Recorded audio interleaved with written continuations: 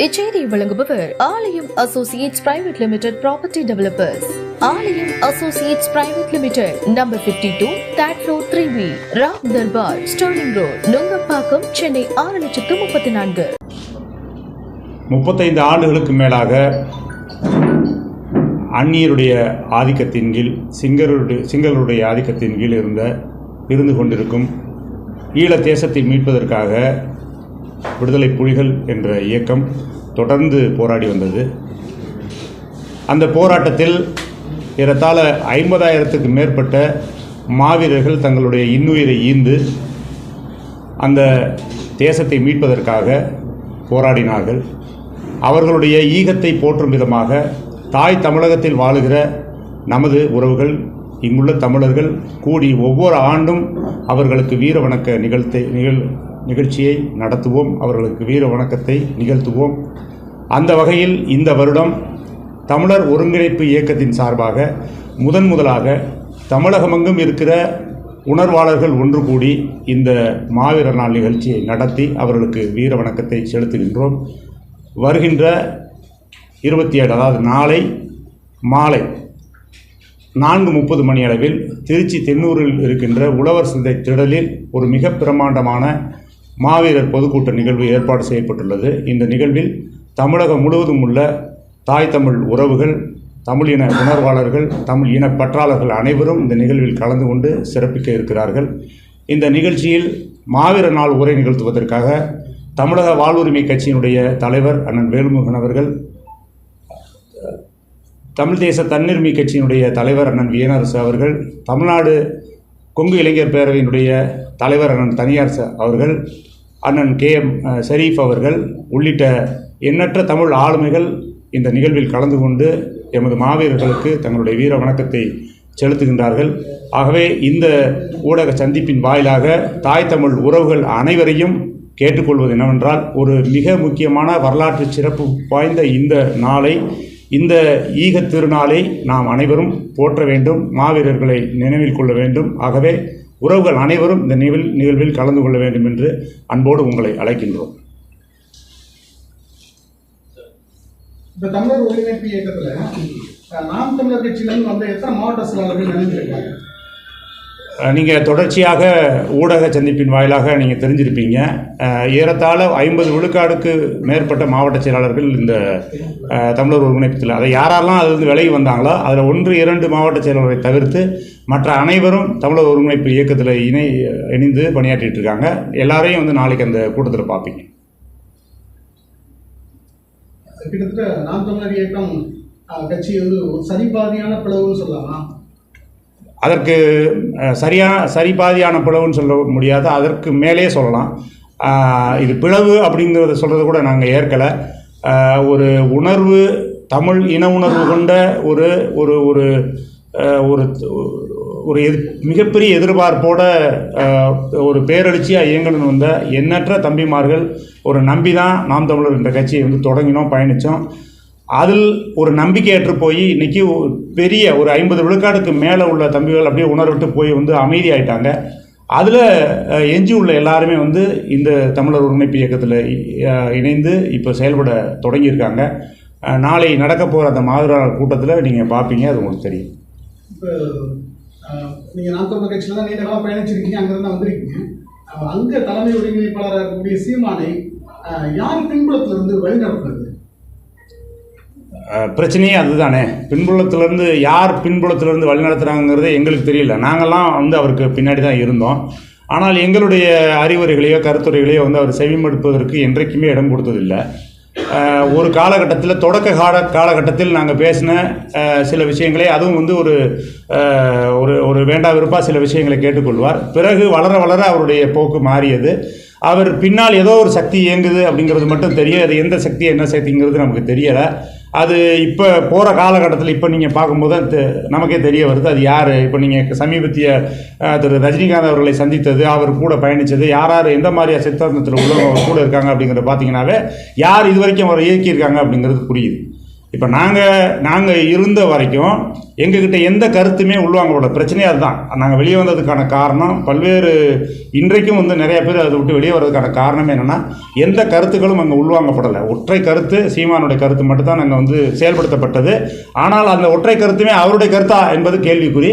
அது அவருடைய கருத்து இல்லை, அது பின்புலமாக யாரோ அவரை இயக்குறாங்க, அவர் மூலமாக வந்த கருத்தை தான் அவர் செயல்படுத்துகிறாங்கிறது அதுக்கப்புறம் தான் தெரிஞ்சு.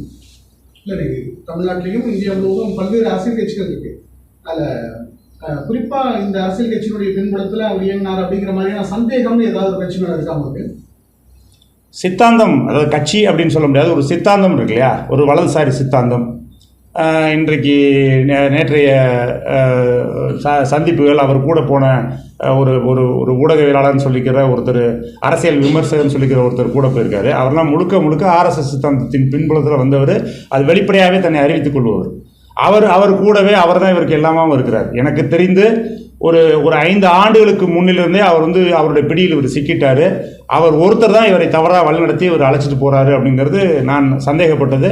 அது இன்னைக்கு வெட்ட வெளிச்சமாகி வெளிச்சத்துக்கு வந்துருச்சு. பேச்சு வந்து எந்த அளவுக்கு உண்மையாக அது ஆரம்பம் சரியாக இருந்தது, அவருடைய நோக்கம், அவருடைய ஆரம்பம் மிகச் சரியாக இருந்தது. அதனால தான் இவ்வளோ தூரம், இவ்வளவு லட்சக்கணக்கான இளைஞர்கள் ஒரு பின்னாடி வந்தாங்க. ஆனால் காலப்போக்கில் அவருடைய தேவை மாறிடுச்சு, அவருடைய நோக்கம் மாறிடுச்சு. அதில் வந்து அவர் விலக ஆரம்பிச்சிட்டாரு. அவர் விலகி செல்வது வந்து அவருக்கே தெரியுதா தெரியலன்னு தெரில. அவர் அதான் சொல்கிறல, அவர் வந்து இன்னொருத்தருடைய பிடியில், இன்னொரு சித்தாந்தத்தின் பிடியில் வந்து அவர் உள்ளுக்குள்ளே போயிட்டார் அப்படிங்கிறதான் நாங்கள் சந்தேகப்படுறது. இப்போ உங்களை இடதுசாரி சித்தாந்தத்தில் அல்லது வந்து திராவிட இயக்க சித்தாந்தத்தில் வழி நடத்துறது யாரு? நாங்கள் எப்போவுமே எங்களுடைய தேசிய தலைவர் பிரபாகரனுடைய சித்தாந்தத்தில் தான் நாங்கள் இயங்கிக்கிட்டு இருக்கோம். எங்களுக்கு வள்ளுவம் இருக்குது, எங்களுக்கு வந்து இதுக்கு முன்னாடி எவ்வளவோ எண்ணற்ற எங்களுக்கு வழிகாட்டிகள் இருக்காங்க. இப்போ குறிப்பிட்டு நாங்கள் யாரோ ஒருத்தருடைய அவருடைய வழிகாட்டுதலில் நாங்கள் இயங்கலை. ஏற்கனவே நாங்கள் பல எங்களுடைய ஆளுமைகள், தமிழ் ஆளுமைகள் பல பேருடைய வழிகாட்டுதல் நாங்கள் இந்த அரசியல் கட்சியை தொடங்கி அதில் நாங்கள் பயணித்தோம். அதே சித்தாந்தத்தை நாங்கள் தொடர்றோம், அவ்வளோதான். ஆந்திர கட்சியில் விளையாடுறவங்களாம் எங்களோட ஸ்லீப்பர் செல் தானே சீமான் சொல்லியிருக்காரு. ஏன்னா நாங்களாக தான் சொல்லலாம். அது அவருக்கு வந்து வேறு பதில் இல்லை. அவருக்கு எப்படி அவர் ஒரு நகைச்சுவை எப்போவுமே வந்து அண்ணன் சீமானவர்கள் இளவு வீடோ இல்லை கல்யாண வீடோ, இளவு வீடாக இருந்தால் தான் தான் பணமாக இருக்கணும், கல்யாண வீடாக இருந்தால் தான் தான் மாப்பிள்ளையாக இருக்கணும் என்ன கொண்டவர்.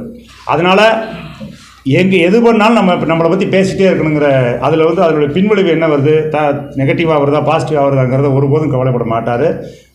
கவலைப்பட மாட்டார்னா அவருக்கு கொண்டு போய் சேர்க்குற ஆட்கள் வந்து, செய்தியை கொண்டு போய் சேர்க்குற ஆட்கள் வந்து, அண்ணே நீங்கள் பேசின பேச்சு அந்த சொன்னீங்கல்ல ஸ்லீப்பர்ஸ்ன்னு சொல்லிட்டு பயங்கரமாக பிச்சுக்கிட்டு போகுது, எல்லாம் ரசிக்கிறாங்க இப்படின்னு சொல்லுவாங்க. அதை விரும்புவார், அதே போல் தான் பேசுவார். அதில் உள்ள பாதிப்புகள் அப்படி சொல்வதன் மூலமாக அந்த நேரத்தில் வந்து 10 பேர் கைத்தட்டி சிரிச்சிட்டாங்கன்னா அதை ரசிச்சுட்டு அதுதான் சிறப்புஞ்சிட்டு போயிடுவார். அதனுடைய பின்விளைவுகள் அவருக்கு தெரியாது, உண்மையிலே என்ன நடந்துருக்கு இந்த அரசியலுங்கிறது தெரியாது. இப்போ சமீபத்தில் நீங்கள் பார்த்தீங்கன்னா, இப்போ நாங்கள் தமிழர் ஒருங்கிணைப்பு இயக்கம் என்று ஆரம்பித்து நாங்கள் தொடங்கியவுடன் நாம் தமிழர் கட்சியிலிருந்து வெளியாகிறது வந்து நிறையா வெளியே வர்றாங்க. காரணம் என்னென்னா, இது நாள் வரைக்கும் மௌனமாக இருந்தாங்க. அவங்க எங்கே போகிறது, ஒரு சித்தாந்தம் ஏற்று வந்துட்டோம், ஒரு கொள்கையை ஏற்று வந்துட்டோம், தமிழ் தேசிய கொள்கையை ஏற்றுட்டு வந்துட்டோம். ஈழத்தில் இத்தனை லட்சம் உறவுகள் வந்து கொன்றளிக்கப்பட்டதுக்கு காரணம் திராவிட இயக்கங்கள், திராவிட கட்சிகள், தேசிய கட்சிகள், இதெல்லாம் வேடிக்கை பார்த்துருச்சு. நமக்கென்று ஒரு அரசியலை தொடங்கி வேலை செய்வோம்னு சொல்லிட்டு வந்த இவ்வளவு எண்ணற்ற இளைஞர்கள் இன்றைக்கு வந்து வேறு இந்த கட்சி சரியில்லை, தலைமை சரியில்லை, சீமான் சரியில்லைன்னு சொல்கிறப்ப எங்கே போகிறதுங்கிற ஒரு போக்கிடம் இல்லை. உங்களுக்கு எங்கே போகிறதுன்னு தெரியல. 1-2 பேர் ஒரு தப்பி பிடிச்ச மாதிரி சில பேர் மட்டுமே திராவிட கட்சிகள், தேசிய கட்சிக்கு போயிருப்பாங்களே கூடிய பலாயிரம் பேருக்கு வந்து வேறு வழி இல்லை. ஆனால் இன்றைக்கு நாம் தமிழர் ஒருங்கிணைப்பு இயக்கம் என்று இதே கொள்கையோடு எந்த விதமான பிசுறும் இல்லாமல், எந்த விதமான டீவியேஷனும் இல்லாமல் ஒரு இயக்கத்தை ஆரம்பித்த முன்னாடி, சரி நமக்கு ஒரு இயக்கம் இருக்குது, நம்ம இதே சித்தாந்தத்தில் இயங்குறதுக்கான நமக்கு ஒரு வாய்ப்பு இருக்குன்னு சொல்லிட்டு என்ன பண்ணுறாங்க, நம்ம வந்து அங்கே முரண்பட்ட உடனடியாக நம்மளை தேடி வர்றாங்க, நம்ம கூட வந்து இணைஞ்சு வேலை செய்கிறாங்க. நாம் தமிழர் ஆரம்பிக்கும் போது வந்து ஈழத்தை மையமாக வச்சு தான் ஆரம்பித்தாங்க. நீங்கள் உங்களுடைய தமிழர் ஒருங்கிணைப்புக்கு வந்து எதை மையமாக வச்சு இப்போ நீங்கள் இதை ஆரம்பிச்சிருக்கீங்க? ஈழ தேசம்ங்கிறது எங்களுடைய உயிர். அது வந்து அதுதான் வந்து முதன்மை. இந்த இந்த இந்த இந்த இந்த கட்சி, இந்த இயக்கம், இந்த தத்துவம், இதனுடைய கடைசி டார்கெட்னு பார்த்தீங்கன்னா எங்களுக்கு வந்து தமிழருக்கென்று ஒரு தனி நாடு. அந்த தனி நாடு எங்களுக்கு இங்கே வாய்ப்பில்லை. எங்களுடைய கலாச்சாரம், எங்களுடைய இலக்கியம், எங்களுடைய பண்பாடு, எங்களுடைய நாகரிகம், எங்களுடைய வாழ்வியல் எல்லாத்தையும் வந்து அதை வந்து இருக்கிற அழிந்து போனதை மீட்டு அதை பாதுகாப்பதற்கென்று ஒரு தேசம் தேவைப்படுகிறது. அந்த தேசம் என்பது எங்கே சாத்தியம் அப்படின்னா இன்றைய காலகட்டத்தில் இருந்து ஈழம் மட்டும்தான் சாத்தியம். ஆகவே அந்த தேசத்தை உருவாக்குறது எங்களுடைய இறுதி இலக்குங்கிறது அதுதான். ஆனால் அதற்குள்ளாக நம்ம வந்து பல்வேறு இலக்குகள் இங்கே வந்து எட்ட வேண்டிய இலக்குகள் இருக்குது. இன்றைக்கு வந்து தமிழர் நிலத்தில் ஒரு 8 கோடி பேர் இருக்கிற இந்த தமிழ்நாட்டில் ஒரு தமிழர் அதிகாரம் இல்லை, தமிழர் ஆட்சி இல்லை. தமிழர் ஆட்சி, தமிழர் அதிகாரம்னா வெறுமனே ஒரு தமிழர் ஆண்டதுனால மட்டும் தமிழர் ஆட்சி அதிகாரம் வந்துடுமா? அப்படி கிடையாது. தமிழருக்கான நலன், தமிழ் இனத்திற்கான நலன், தமிழ் நிலத்திற்கான பாதுகாப்பு, தமிழர் உரிமைக்கான பாதுகாப்பு, தமிழர் வேலைவாய்ப்பிற்கான பாதுகாப்பு, தமிழர் வாழ்வியலுக்கான பாதுகாப்பு, இது எல்லாமே போற்றி பாதுகாக்கக்கூடிய ஒரு தமிழர் அரசுங்கிறது நிறுவனம் இல்லையா? அப்போ அதெல்லாம் வந்து எங்களுடைய முதன்மை இலக்கு. அதை நோக்கி தான் எங்களுடைய பயணம் இருக்கும். எப்படி நாம் தமிழர் கட்சி தொடங்கப்பட்டதும் இதை வச்சு தான். அதே அந்த எங்களுடைய நோக்கம், அந்த நோக்கம் அப்படியே இருக்குது. எங்களுடைய வேலை திட்டங்கள் அப்படியே இருக்குது. ஆனால் தலைமை எங்களுக்கு சரியில்லைன்றதுனால நாங்களே தலைமையாகி இந்த வேலையை தொடங்குவோம் அப்படின்ட்டு நாங்கள் இந்த வேலையை தொடங்கியிருக்கோம். ஏற்கனவே திராவிடமும் RSS உடைய கட்டுப்பாட்டுக்குள்ளேயுமே தமிழ் தேசியம் வந்து சிக்கி சின்னாபனமாயிட்ட நிலையில நீங்க எப்படி அதை மீட்டெடுக்க முடியும்னு நினைக்கிறீங்க? இல்லை, தமிழ் தேசியம் வந்து RSS திராவிடத்துக்கிட்ட எப்படி சிக்கி சின்னாபனவாதுன்னு சொல்கிறீங்க? அது வந்து அந்த கூற்று ஏற்றுக்கொள்ள முடியாது. அது எல்லாம் தமிழ் தேசியம்ங்கிறது ஒரு தனித்துவமான தத்துவம். இல்லை, அப்படி இல்லை. அவங்கள்ட்ட இருந்து இருக்கக்கூடிய தாக்கம் இருக்குல்ல, முடக்குவதற்கான தாக்கம், நபர்களை முடக்குவதற்கான அதை தான் சொல்ல வரேன். அதான் தமிழ் தேசியம்ங்கிறது சிதறந்து கிடப்பதோ அல்லது சிதறந்து கிடக்கிறதுனால என்ன லாபம், என்ன நட்டம், அதை ஒருங்கிணைக்கிறதுக்கான என்ன உங்களோட முன்னெடுப்பு என்ன? இல்லை, அதை தான் சொல்கிறேன். இப்போ தமிழ் தேசியம்ங்கிறது ஒரு தனித்த தத்துவம். இது வந்து உலகில் எந்த தமிழ் தேசியம்ங்கிறல நாங்கள் வந்து உருவாக்கி கொண்டு இயங்கி கொண்டு இருந்த இப்போ இயங்க போகின்ற தத்துவம் எல்லாமே எல்லா மொழி வழி தேசிய இனமாக இருக்கிற எல்லா தேசிய இனங்களுக்கும் பொருந்தக்கூடிய ஒரு தத்துவம் தான். நீங்கள் தமிழர் அப்படிங்கிறத தூக்கி வச்சுட்டு நீங்கள் வந்து தெலுங்கர் அப்படின்னு தூக்கி வச்சு நீங்கள் போய் ஆந்திராவில் போய் பேசலாம். நீங்கள் வந்து ஒரு மராட்டியர், நீங்கள் வந்து மராத்தி அப்படின்னு சொல்லிட்டு எடுத்து வச்சுட்டு நீங்கள் மாற்றிட்டு பேசலாம். அப்படிப்பட்ட ஒவ்வொரு இன மக்களுக்குமான தேசிய இன மக்களுக்கான அரசியலை தான் நாங்கள் வந்து இன்றைக்கு தமிழ் அப்படின்னு சொல்லிட்டு பேசுகிறோம். அதனால் வந்து நாம் பேசுகிற அரசியல்ங்கிறது தனித்துவமானது. ஆனால் ஒரு திராவிடம்ங்கிற பேரில் அன்றைய காலகட்டத்தில் நம்ம வந்து ஆரியர்களுடைய தாக்கம் அதிகமாக இருந்தது, ஆரியர்களுடைய ஆதிக்கம் அதிகமாக இருந்தது. அவர்களை காலி செய்வதற்கு திராவிட தத்துவம் ஒன்று தேவைப்பட்டது. அதை தூக்கிட்டு வந்தாங்க. இன்றைக்கு அந்த தத்துவம் ஒன்று ஒரு தேவையில்லை. அன்றைக்கு வந்து அது வந்து ஒரு போலியாக உருவாக்கப்பட்ட தத்துவம் தானே ஒழிய அன்றைக்கு தேவைப்பட்டுச்சு. இன்றைக்கு அது தேவையில்லை. ஏன்னா இன்றைக்கு வந்து தமிழ் தேசம், தமிழுடைய விடுதலை எல்லாமே ஒடுக்கப்பட்டதற்கான காரணமே திராவிட தேசமாக வந்து திராவிட அரசியல் ஆகிப்போச்சு. திராவிட அரசியல் தான் என்ன பண்ணிடுச்சு, இன்னைக்கு நடந்த ஈழப்படுகொலையாக இருக்கட்டும், இங்கே நடக்கிற தமிழர் உரிமை பிரச்சனை, எந்த பிரச்சனை, அதிகம் வாழ்வாதார பிரச்சனையாக இருக்கட்டும், அதுக்கெல்லாம் மூல காரணமாகவே திராவிட அரசியல் வந்துருச்சு. அப்போ அதை நம்ம வந்து அதை சரி செய்யறதுக்காக தான் நம்ம இந்த தத்துவத்தை மீண்டும் நம்ம எடுக்க வேண்டிய கட்டாயத்துக்கு வந்திருக்கோம்.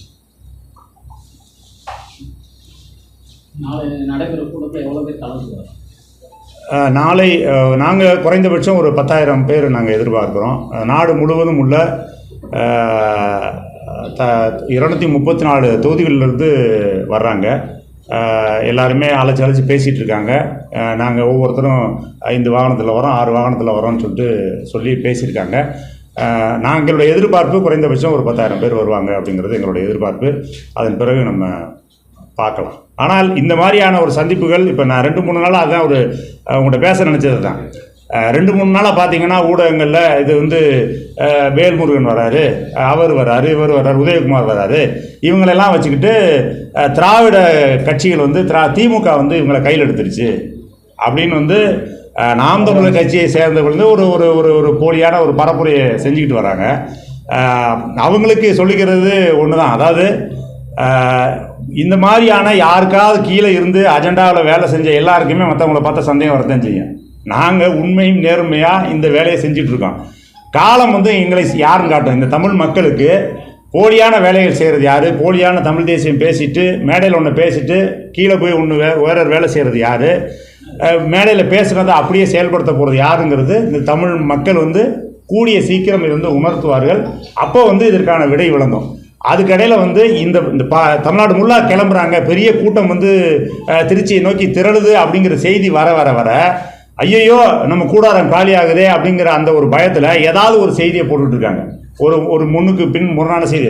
வேல்முருகன் அண்ணன் வர்றாருங்கிறதுக்காகவே இது ஒரு திராவிட இதாக போயிருமா, ஒரு திராவிடத்தின் கீழ் நாங்கள் போயிட்டோங்கிறதாயிருமா? அவர் ஒரு திராவிட கட்சியில் கூட்டணியில் இருக்கார். அவர் தான், அவர் தமிழர். நீண்ட காலமாக இந்த மண்ணில் இந்த தமிழர்களுக்கு, அதுவும் வந்து குறிப்பாக ஈழ விடுதலைக்காக போராடிய போராளிகளுக்கு பலாயிரக்கணக்கான உதவிகளை செய்து இன்றைக்கு வரைக்கும் அவங்களுக்கு உதவி செய்து அவங்களுக்கு அந்த விடுதலைக்காக போராடி இருக்க ஒரு தமிழ் மகன். அவரை கூப்பிட்றதுல எங்களுக்கு நான் பெருமையாக நினைக்கிறோம். கட்சி அதிகாரத்துக்காக வந்து ஒரு திராவிட கட்சியோட தேசிய கட்சியோட கூட்டணி சேர்றதுக்காக அது வந்து அவர் தமிழர்ல நாய் போயிருமா இல்லை எதிராளி நாய் போயிருமா? அவராவது வெளிப்படையாக திராவிட கட்சியோட கூட்டணி வச்சுக்கிட்டு ஒரு எம்எல்ஏவாக இருந்து செயல்படுறாரு. நீங்கள் மறைமுகமாக கூட்டணி வைக்கிறீங்களே, அதுக்கு யார் பதில் சொல்கிறது? மறைமுகமாக கூட்டணி வச்சுக்கிட்டு அண்டர் கிரவுண்டில் நீங்கள் வந்து காசு வாங்கிட்டு கூட்டணி வச்சுக்கிறதுக்கு இது 1000 மடங்கு மேல். அந்த அளவில் நாங்கள் பெருமையாக கருதுகிறோம். நாங்கள் கூப்பிட்டுருக்கிற எல்லாருமே, இன்றைக்கி எங்களுக்கு ஒரு சிறப்பு அழைப்பாளராக கூப்பிட்டுருக்க எல்லாருமே ஒரு பெருமை மிகு தமிழ் அடையாளங்களாக பார்க்குறோம். அதுக்கு அடுத்ததாக நாங்கள் அரசியலை நாங்கள் என்ன செய்ய போகிறோங்கிறது பிறகு பாருங்கள்.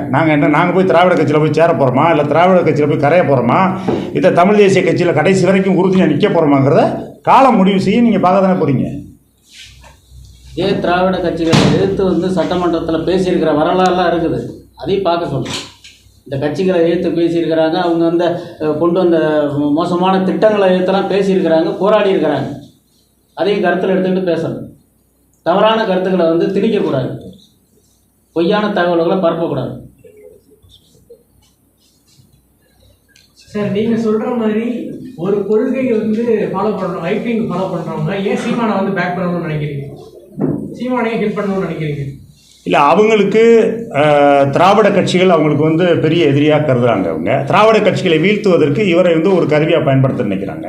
இவர் தெரியாமலோ தெரிஞ்சோ வந்து அதுக்கு வந்து பயன்படுறாரு. அதுக்கான பெனிஃபிட்டை அவர் அடைகிறாரு. மறைமுகமாக சில அவருக்கு இப்போ பெனிஃபிட் கிடைக்குது, அதனால் அதை ஆதரித்து நிற்கிறாரு. பெனிஃபிட்டாக எப்படி சொல்கிறீங்க? அது நீங்களே யூகிச்சுக்கோங்க என்ன மாதிரி பெனிஃபிட் கிடைக்குங்கிறது. அரசியல்வாதிகளுக்கு என்ன மாதிரி பெனிஃபிட் கிடைக்கும்? திருச்சி மாவட்டத்தில் எவ்வளோ பேர் நாம் தமிழர் வேலைக்கு உங்களுடைய இயக்கத்தில் வந்து இறந்துட்டாங்க? திருச்சியோட மண்டல செயலாளரே இங்கே தான் இருக்காரு. ஒட்டுமொத்த திருச்சியோட சட்டமன்ற பாராளுமன்ற வேட்பாளர் இங்கே பின்னாடி தான் உட்காந்துருக்காரு, வினோத் இருக்காரு. அப்படின்னா நீங்கள் பார்த்துக்கங்க, முதன்மையாக இருந்த போராளிகள் எல்லாருமே இங்கே தான் இருக்கிறாங்க. இல்லை, நாம் தமிழர் கட்சியில் இப்போ 8% வாக்கு இருந்தது. அதை வந்து மேலும் அதிகரிக்கக்கூடாது, அந்த கட்சியை உடைக்கணுங்கிறதுக்காக ஒரு சில கட்சி வந்து பணத்தை கொடுத்து இந்த மாதிரி ஒருத்தராக வெளியில் அனுப்புறாங்க. குறிப்பிட்டு மாவட்ட செயலாளர் பொறுப்பில் இருக்கிறவங்க தான் வெளியில் வராங்க. அப்போ நான் ஒரு கேள்வி கேட்குறேன். அப்போ வந்து சீமானுடைய சமீபத்திய அவருடைய நடவடிக்கைகள் எல்லாத்தையும் அவர் பேசுகிற பேச்சுக்கள், அவருடைய வெளிவருகிற ஆடியோக்கள் எல்லாத்தையும் நீங்கள்லாம் ஏற்றுக்கிறீங்களா?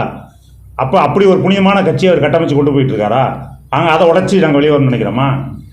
நீங்கள் சொல்லுங்கள். நான் வந்து எனக்கு ஒரு குடும்பம் இருக்குது, எனக்கு ஒரு மனைவி இருக்காங்க, பிள்ளைகள் இருக்காங்க. நான் வந்து இப்படிப்பட்ட ஒரு தலைவன் கீழே இருந்துக்கிட்டு இவர் என்னுடைய தலைவர், சீமான் என்னுடைய தலைவர், என்னால் நான் வந்து என்னுடைய மகன்கிட்ட காமிக்க முடியுமா? இவர் தான் நம்ம தலைவர், இவரை நீ வந்து பின்பற்றி வாடா அப்படின்னுடைய மகன்கிட்ட காமிக்க முடியுமா? அப்படிப்பட்ட ஒழுங்கோடு அவர் இருக்கிறாரா? இது எல்லாத்துக்கும், எனக்கு மட்டும் இல்லை, இது இங்கே உள்ள எல்லாத்துக்கும், எங்களை நோக்கி வர எல்லாத்துக்குமே இது பொருந்தது. வீட்டில் தலை காட்ட முடியலை. இவரா அவங்க தலைவர், இவர் கூட சுற்றிட்டு இருக்கிய நீ இப்படி இருப்பியோ அப்படின்ற மாதிரியெல்லாம் வந்து பார்க்க ஆரம்பிச்சிட்டாங்க. அதனுடைய காரணம் தான் நாங்கள் எல்லாருமே வந்து புலம்பி தவிச்சு வேறு வழி இல்லாமல் இந்த இடத்துல வந்து நிற்கிறோம். எங்களுக்கு தத்துவம், நாம் தமிழர் கட்சியின் தத்துவம் பிள்ளை இல்லைங்க, கோட்பாடு எந்த பிரச்சனையும் இல்லைங்க. ஏன்னா நாங்கள் எல்லாம் சேர்ந்து உருவாக்கினது தான். இன்னைக்கும் நாங்கள் வந்து அதே கொள்கையோட அடிபெறலாமல் அப்படியே நாங்கள் வந்து அதை பின்பற்றி போகணும் தான் நாங்கள் வந்து நினைக்கிறோம். ஆனால் அதை செயல்படுத்துகிற, அதை கொண்டு செலுத்துகிற, அதை செயல்படுத்தணும்னு நினச்சி வந்து செயல்படுத்துகிற தலைவர் மேலே தான் எங்களுக்கு பிரச்சனை. அவருடைய தவறுகள்னால தான் இவ்வளோ பெரிய பின்னடைவு. 8 விழுக்காடுன்றீங்க. 8 விழுக்காடுங்கிறதே நான் வந்து ரொம்ப குறைவு. அப்படி தான் நாங்கள் பார்க்குறோம். ஒரு குறைந்தபட்சம் 15-20 விழுக்காடு இந்த 2024 தேர்தலில் வந்திருக்கணும். ஆனால் 8 விழுக்காடு, இந்த 8 விழுக்காடை இவர் வந்து வருகிற தேர்தலில் வந்து மறுபடியும் தொடுவாராத, மறுபடியும் தக்க வைப்பாரா அப்படிங்கிறது மிகப்பெரிய கேள்விக்குறி. உங்களுக்கு தெரியாத ஒன்றும் இல்லை, அவ்வளோ பெரிய பிரச்சனைகள், அவ்வளோ பெரிய சங்கடங்கள் உள்ளுக்குள்ளே இருக்குது. இன்றைக்கி வரைக்கும் கட்சிகளில் இருந்தாயிரம் இல்லாட்டி சமீபத்தில் நெல்லையில் நீங்கள் பார்த்துருப்பீங்க, உனக்காக போஸ்ட் அடித்தவன், உனக்காக வந்து கை காசு செலவழிச்சவன், உடல் உழைப்பை போட்டவன், குடும்பத்தை விட்டுட்டு உன் கூட நின்றவன், நீ எந்த ஊர் போகிறே சுற்றி வந்து பயணம் பண்ணவன், உன்கிட்ட ஒரு கேள்வி கேட்டால் நீ வந்து எல்லா பேருக்கு முன்னாடி வந்து ஒரு வார்த்தை பதில் சொல்கிற என்ன குறைஞ்சி போவ? இருந்தா இல்லைன்னா வெளியே போ அப்படின்னா என்ன மாதிரியானது ஒரு இதனை நீங்கள் வந்து ஒரு கார்பரேட் கம்பெனி நடத்துறீங்க, அதனுடைய பாஸா நீங்கள், சேர்மனா நீங்கள், உங்கள்கிட்ட வந்து மாத சம்பளம் வாங்குறவன் நாங்கள் எல்லாம். உங்கள் அப்பா வீட்டு சொத்தா நாம் தமிழர் கட்சிங்கிறது? ஒவ்வொருத்தனுங்க ஒவ்வொரு பொண்டாட்டி தாலி அடமானம் வச்சு கூட்டம் நடத்திருக்காங்க, போராட்டம் நடத்திருக்காங்க. ஏன் ஓட்டு, ஏன் கட்சி, எனக்காக தான் ஓட்டு விழுகுது அப்படின்னா ஒவ்வொருத்தருடைய பங்கு இருக்கா இல்லையா? அப்போ நீங்கள் உங்களுக்கு தேசிய கட்சியில் திராவிட கட்சியில் குறை சொல்வதற்கு என்ன தகுதி அருகதை இருக்கு? குறைந்தபட்சமாக திருந்தவாதம் செய்யுங்க. நீங்கள் இனிமேல் அள்ளிக்கட்ட போகிறது கிடையாது, நீங்கள் இனிமேல் வந்து அதிகாரத்துக்கு வரப்போகிற ஒன்றும் கிடையாது. குறைந்தபட்சமாக சுயமாக உணர்ந்து நாம் செய்தது தவறு என்று உணர்ந்து திருந்தவாதம் செய்யுங்க. அது உங்களுடைய பிற்காலத்தில் உங்களுடைய அடுத்த சந்ததிகள் வந்து நல்லா வர்றதுக்கான வாய்ப்பாக இருக்கும். நீங்கள் பல ஆண்டுகளாக பயணிச்சீங்க, இப்போ சமீப காலமாக தான் நம்மளாம் குற்றச்சாட்டு. அதாங்க நான் ஏற்கனவே சொல்லிட்டேன். நான் வெளியே வந்து இப்போ 1.5 வருஷத்துக்கு மேலே ஆச்சு. அதுக்கு முன்னாடி 4 ஆண்டுகளாகவே இந்த போர் உள்ளுக்குள்ளே போயிட்டே இருக்குங்க. இந்த பனிப்போர் உள்ள போயிட்டே இருக்கு. நம்ம சொல்கிறத அவர் கேட்க மாட்டார், அவர் சொல்கிறது ஏதோ ஒன்று திடீர்னு ஒன்று சொல்லுவார். அதை நல்லா லெஃப்ட்டில் இண்டிகேட்டர் போட்டு ரைட்டில் திரும்பி போயிட்டே இருப்பார். நம்ம பின்னாடி புறால் குழம்பிகிட்டே இருக்கணும். இப்படியே ஒன்றும் இல்லைங்க. முதன்மையாக நாங்கள் இருக்கிறோம். நான், அண்ணன், தம்பி, அண்ணன் இவங்கெல்லாம் பக்கத்துலேயே இருக்கோம். திடீர்னு பார்த்தா ஒரு நாள் பார்த்தா டிவியில் வந்து ஏதோ வந்துட்டுன்னு சொல்லிட்டு எல்லோரும் ஃபோன் பண்ணுறாங்க. என்ன ஃபோன் பண்ணுறேன், என்னங்க அப்படின்னு கேட்டால், என்னங்க உங்களால் சசிகலா போய் சந்திச்சிட்டாரு அப்படின்னா நம்ம கேட்குறவங்களுக்கு என்ன பதில்? எல்லா பத்திரிகையாளரும் கேட்குறாங்க, சசிகலா சந்திச்சா இதை பற்றி என்ன நினைக்கிறீங்க? என்ன நினைக்கிறதே தெரில. எதுக்காக போய் சந்திச்சாரு? அப்போ குறைந்தபட்சமாக நீங்கள் செயல்படுத்த விஷயத்த பக்கத்தில் உள்ள ஆள்கிட்டையாவது வந்து கலந்து ஆலோசிங்க. இன்னும் காரணத்துக்காக சந்திக்கிறோம்னா சொல்லுங்கள், அது தகுந்த மாதிரி நாங்கள் பேசிக்கிறோம்ல அப்படின்னா. அப்போ சசிகலாவை சந்திக்க வச்சதுக்கு ஒரு பின்புலம் இருக்குது. அதுவும் யாரோ ஒருத்தர் வந்து அவர் இயக்கியிருக்காரு, அந்த இயக்கத்தில் போய் அவர் நடிச்சுட்டு வந்துட்டார், அவ்வளோதான். இப்படி தான் எல்லாமே நடந்துக்கிட்டு இருக்கு. இதெல்லாம் வந்து சசிகலா சந்திச்சது எந்த காலம்? 5 வருடத்துக்கு முன்னால், 5 வருடத்துக்கு முன்னாடி. அப்போ இருந்தே இந்த பனிப்போர் போயிட்டு தான் இருக்குது. பொறுக்க முடியாமல் வேறு வழி இல்லாமல் ஒரு கட்டத்தில் வந்து நாங்கள் வெளியே வரோம், அவ்வளோதான். நடிகர் விஜயும் தமிழ் தேசம் கையெழுத்திருக்காங்க, அது எப்படி பார்க்குறீங்க? இல்லை, அவர் பெயர் அளவில் அறிவிச்சிருக்காரு. தமிழ் தேசியமும் 2 கண்களில் தமிழ் தேசியமும் ஒரு கண் அப்படின்னு சொல்லியிருக்காரு. அந்த வகையில் ஒரு உச்ச நட்சத்திரமாக இருக்கிற ஒருத்தர், இவ்வளவு கோடி மக்களுடைய ஒரு அன்பை பெற்ற ஒரு நடிகர், அந்த தமிழ் தேசியமும் ஒரு கண் அப்படின்னு சொல்கிறதுல எங்களுக்கு வந்து மகிழ்ச்சி, அவ்வளோதான். அதே நேரத்துக்கு அவருடைய செயல்பாடுகள் எப்படி இருக்குது? திராவிடம், அவர் வாக்குக்காக திராவிடமும் என்னுடைய ஒரு கண் அப்படின்ற மாதிரி சொல்கிறத தான் நாங்கள் பார்க்குறோம். அவருடைய செயல்பாடுகள் இனிவரும் காலங்களில் அவருடைய போராட்டங்கள், தமிழ் மக்களுக்கான உண்மையிலே தமிழ் தேசியத்திற்கான அவருடைய பங்களிப்பு என்னங்கிறத நம்ம பார்த்துட்டு தான் அதை நம்ம பேச முடியும். சீமான் கட்சியில் சேர்றதுக்கு முன்னாடி அவர் எந்த ஜனநாயக பண்பை பார்த்து சேர்ந்தீங்க? இப்போ எதனால் அது இல்லைன்னு? ஜனநாயக பண்பு இருந்ததுங்க. ஆரம்பத்தில் சீமான் கட்சியில் வந்து சேரலைங்க. முதல்ல தெரிஞ்சுக்கோங்க. சீமான் கட்சியில் நாங்கள் சேரலை.